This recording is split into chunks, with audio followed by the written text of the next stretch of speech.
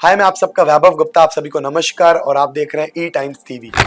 सब विनर है, सब विनर थे, हैं और रहेंगे हमेशा, क्योंकि ये एक ट्रॉफी बयां नहीं करती है कि कौन महान था। सबसे पहले तो मैंने अपनी मम्मी को कल बहुत ज़्यादा मिस किया और जब ट्रॉफी जीती तो मुझे ऐसा लगा कि शायद वो मेरे पास रहनी चाहिए थी, मतलब होती मेरे पास तो बहुत आशीर्वाद देती।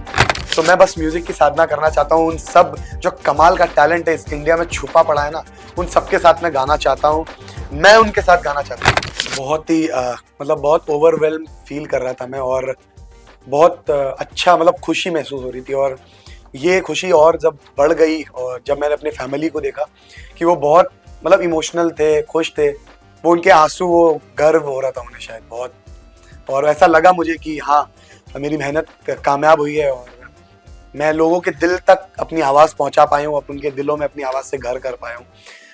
उनकी दुआओं से आज मैं ये इंडियन आइडल सीजन 14 का खिताब जीत पाया हूँ। तो आप सभी को मैं बोलना चाहूँगा कि आप सबका मैं बहुत बहुत ज़्यादा शुक्रगुजार हूँ। आप सबने इतना सारा प्यार दिया, इतनी सारी दुआएं दी, थैंक यू सो मच।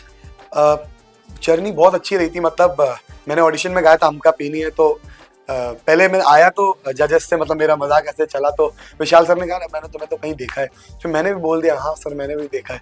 तो वो ऐसी हंसी मजाक से शुरू हुई, फिर मैंने गाना गाया तो बहुत शौक थे, मतलब जजेस की आवाज़ कहाँ से आई है उन्हें ये, मतलब वो उन्होंने मुझे बोला बाद में आके ऑफ कैमरा कि तुम ऐसा लगता है तुम राजस्थान में तुम जन्मे हो या राजस्थान में तुम रहे हो बहुत साल, तुम्हारी आवाज़ पूरी सूफी है, पूरी वो जैसे वो राजस्थान की वो मिट्टी की आवाज़ होती है ना वैसी है।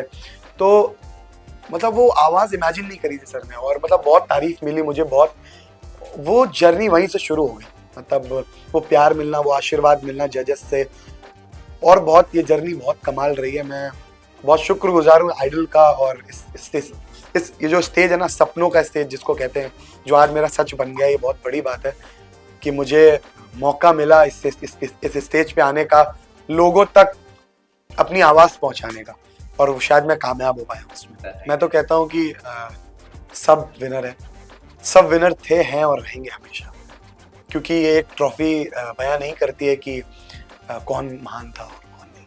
तो मैं ये कहूँगा कि इस ट्रॉफी की एक अलग पहचान है, मतलब ये देता है मतलब एक अलग दर्जा। तो मैं कहूँगा कि हमारे सारे कंटेस्टेंट्स, मैं तो सबसे सीखता हूँ, मतलब पीयूष भैया से मैं गज़ल सीखता हूँ, अंजना दीदी से मैं वेस्टर्न सीखता हूँ, और अभी मैंने बहुत मतलब इस जर्नी में मैंने बहुत कुछ डेवलप किया अपनी वॉइस में, फॉल्सिटोज, मतलब मैं सूफी, मतलब मेरा गला ऐसा है कि फॉल्सिटो बहुत मुश्किल में जाता है, वो भी मैंने डेवलप कर लिया अंजना दीदी से सीख सीख के। पीयूष भैया से मैं गज़ल सीखता था, मैं गज़ल अभी भी पूरा सीख रहा हूँ गज़ल, और शुभदीप भैया से क्लासिकल सीखता हूँ, तो मैं सबसे सीखता हूँ।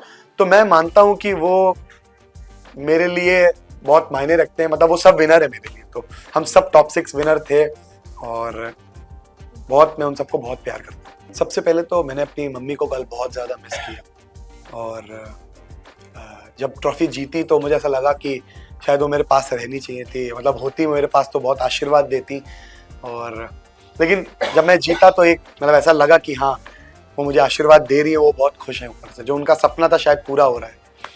तो ये बहुत मतलब मैं बहुत खुश हूँ कि शायद मैं उनका जो सपना था शायद मैं पूरा कर पा रहा हूँ, मेरे फैमिली का जो सपना था मैं पूरा कर पाया। फैमिली बहुत इमोशनल थी, उनका सपना था हमेशा से, पापा मेरे से कहते रहते थे कब आएगा वो वक्त, कब आएगा वो वक्त। तो मुंबई आके मैंने ये सीखा है कि वक्त आता है, बस hard work is very important, मतलब आप हार्ड वर्क करते रहिए, रियाज करते रहिए। मतलब मैंने तो बहुत सारे डाउनफॉल देखे हैं, मतलब मैं बहुत रिजेक्ट हुआ ऑडिशन से, लेकिन मैं कभी नहीं रोया आज तक। मैंने खुद पे भी मुझे ऐसा लगता है कि मैं कभी रोया नहीं, कि कभी रिजेक्ट होकर मैं रो दिया। मैं रिजेक्ट होता था हंसते हुए जाता था कि हाँ कोई कमी रह गई होगी, कोई बात नहीं। तो शायद इस बार वो जो मेहनत मैंने की थी वो उस सरस्वती माता ने सुनी और महादेव ने सुनी, और आज उसका श्रेय के रूप में और एक आशीर्वाद और एक प्रसाद के रूप में यह ट्रॉफी उन्होंने मुझे दी है।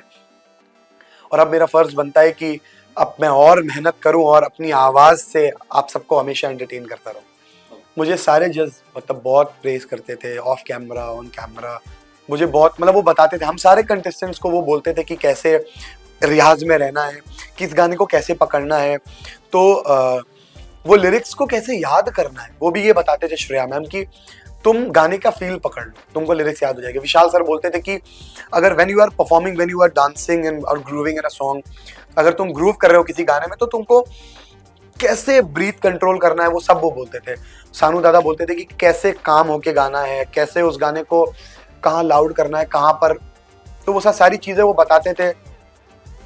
बहुत कुछ सीखने को मिला इस जर्नी में। हम प्यारे जजेस मेरे, मैं उन्हें बहुत मिस करने वाला हूँ। उनकी जो चीज़ें थी वो उनके साथ रहना, उनके साथ टाइम स्पेंड करना।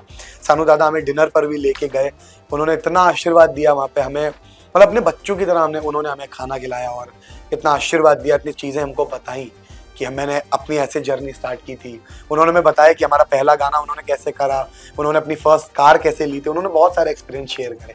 तो ये हमारे प्यारे जजेस का ये आशीर्वाद जो हमें मिला, ये हमेशा याद रहेगा। भोकाल, मैं तो एक ही शब्द कहूंगा कि भोकाल मच रहा है। और अभी मैं जब घर जाऊंगा वापस से तो भोकाल होने वाला है, क्योंकि हमारा कानपुर एक ही चीज के लिए फेमस है, वो भी भोकाल, और वो जरूर होगा। उनके इतने सारे प्यार और आशीर्वाद पूरे, मतलब मैं तो कहूंगा कि पूरे उत्तर प्रदेश, पूरे देश का जो प्यार मुझे मिला है, उन्होंने अपने वोट से जो भोकाल मचाया, उसकी वजह से आज मैं ट्रॉफी जीत पाया हूँ।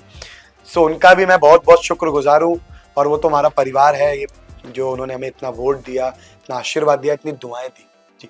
शो में रहते ही रहते हमने फाइटर मूवी में गाना गा लिया है विशाल शेखर सर के साथ, और हमने अपना डेब्यू कर लिया है। हम बॉलीवुड में आ गए हैं, हमारा नाम अब एक गाने में है, वंदे मातरम। हमने उन विशाल शेखर सर के लिए, और मेरा हमेशा से सपना था कि मैं विशाल शेखर सर के लिए गाऊं, और ये आइडल के मंच पर रहते रहते ही पूरा हो रहा है। लोग कहते हैं कि लोग कंटेस्टेंट्स गायब हो जाते हैं, तो ये उनके लिए है कि हमने शो में रहते ही डेब्यू कर लिया है।